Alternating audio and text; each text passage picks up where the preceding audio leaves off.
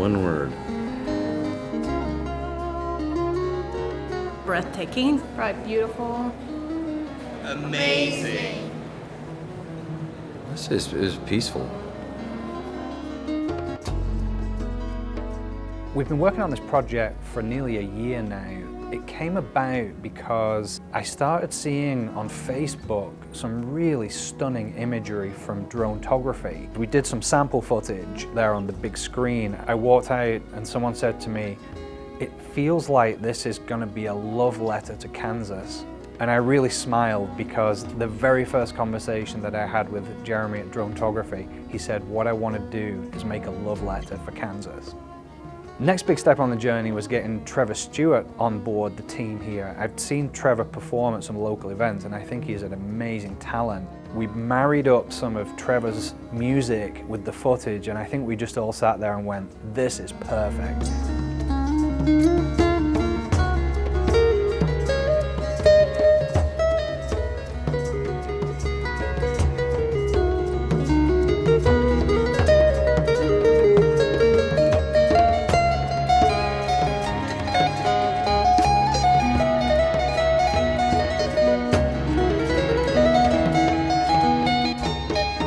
What we're trying to accomplish with the movie is something that people that live here in Kansas can be really proud of.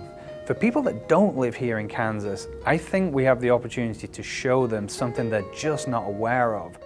I'm a Kansas native, but even some of those places were new to me.